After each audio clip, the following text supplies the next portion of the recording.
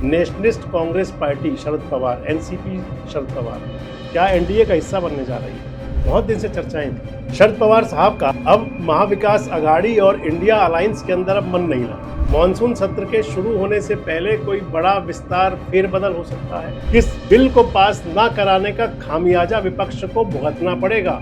आप एक बार सुन लीजिए संसद में मोदी की संरचना। महिलाओं को मिलने वाले इस अधिकार का जिसने विरोध किया है, जिसने विरोध किया है, देश की महिलाओं ने उन्हें माफ नहीं किया है।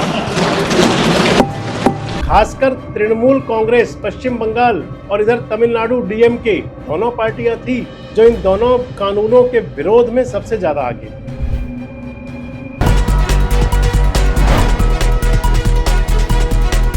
दोस्तों नमस्कार, मैं संजय मग्गू और मौजूद हैं देश रोजाना के डिजिटल मीडिया मंच पर। आपसे बात करने चला हूं देश की सियासत को लेकर के, जो लग रहा था कि हो सकता है अब मान लीजिए कि वो होने जा रहा है। जिसकी उम्मीदें जताई जा रही थी वो लगता है कि अब पूरी तरह से साकार हो जाएंगी और वो कानून जो केंद्र सरकार मोदी सरकार लाना चाहती थी, लगता है वो मॉनसून सत्र में आ जाएंगे और पास भी बड़े आराम से हो जाएंगे। आपसे बात करने चला हूं शरद पवार की party nationalist Congress party Sharad Pawar NCP Sharad Pawar क्या एनडीए का हिस्सा बनने जा रही है। बहुत दिन से चर्चाएं थी।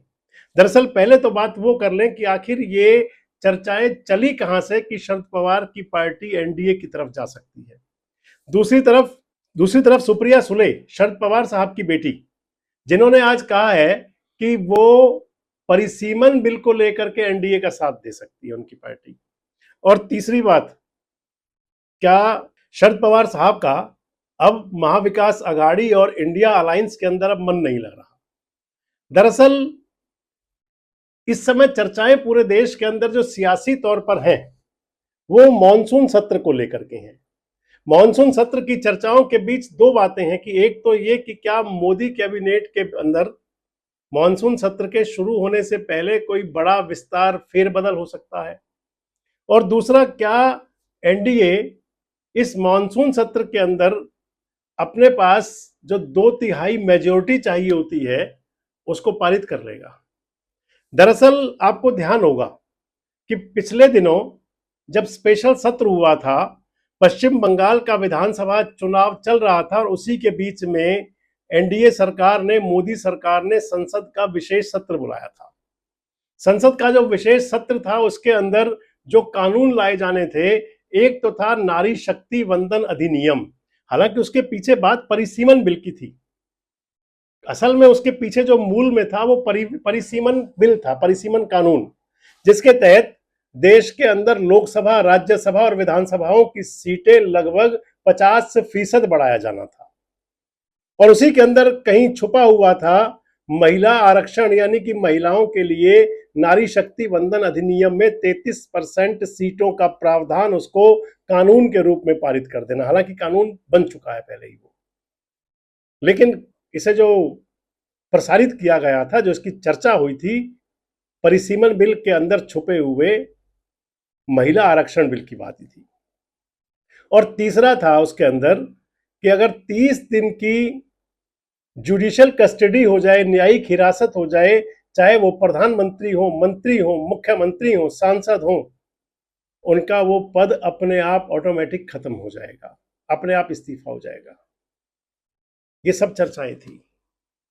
लेकिन क्योंकि संसद में केंद्र सरकार के पास, मोदी सरकार के पास 2/3 बहुमत नहीं था। आपको ध्यान होगा उस समय मोदी जी ने संसद के अंदर खड़े होकर कहा था कि इस बिल को पास ना कराने का खामियाजा विपक्ष को भुगतना पड़ेगा। आप एक बार सुन लीजिए संसद में मोदी के उस अंदाज को। हमारे देश में जब से विमेन रिजर्वेशन को लेकर के चर्चा हुई है और उसके बाद जब जब चुनाव आया है, हर चुनाव में महिलाओं को मिलने वाले इस अधिकार का जिसने विरोध किया है, जिसने विरोध किया है, देश की महिलाओं ने उन्हें माफ नहीं किया है। और फिर हुआ भी था, जब संसद सत्र के बाद में विधानसभाओं के चुनाव के परिणाम आए थे तो खासकर तृणमूल कांग्रेस पश्चिम बंगाल और इधर तमिलनाडु डीएमके दोनों पार्टियां थी जो इन दोनों कानूनों के विरोध में सबसे ज्यादा आगे थी और दोनों पार्टियां अपनी सत्ता गंवा बैठी।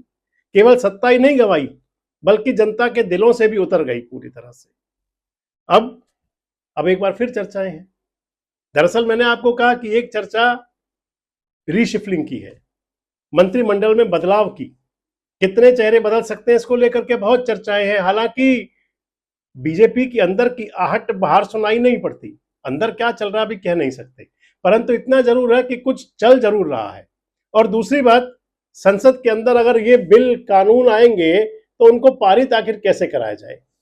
मैंने आपको बताया था कि पिछले दिनों राज्यसभा के अंदर आज स्थिति एनडीए की यह है कि वो 2/3 मेजोरिटी तक पहुंच चुकी है लगभग।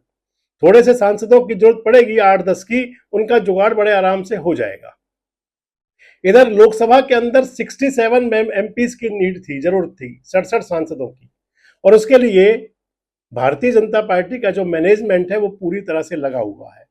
20 सांसद इधर ले लिए गए हैं ममता बनर्जी जी के, और 6 सांसद उद्धव ठाकरे जी के आ चुके हैं शिंदे साहब की सेना में शामिल होकर के एनडीए के पास। अब उसके बाद हाल ही का जो ताजा घटनाक्रम है, शरद पवार साहब मिल करके आए थे एकनाथ शिंदे से। इंडिया अलायंस ने, कांग्रेस पार्टी ने उसको लेकर के बहुत बात की थी। शिवसेना के नेता संजय राउत ने तो कह दिया था शरद पवार जी के लिए कि आखिर उनको इस समय जाने की जरूरत क्या थी। लेकिन अब बयान आ गया है। अब सुप्रिया शिंदे कह रही हैं कि हम समर्थन दे देंगे परिसीमन कानून को लेकर के।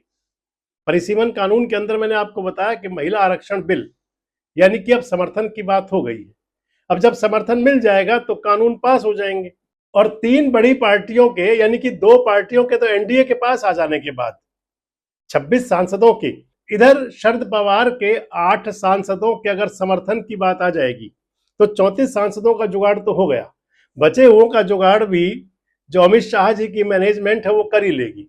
इस स्थिति के अंदर अगर ऐसा हो गया तो फिर एक तो इतिहास बन जाएगा, एक बड़ा नया परिसीमन हो जाएगा, सीटें बढ़ जाएंगी जिसकी बड़ी लंबे समय से चाह थी, और इसके साथ साथ भारतीय जनता पार्टी के लिए अगले 10-15 साल भी शायद आसान हो जाएंगे।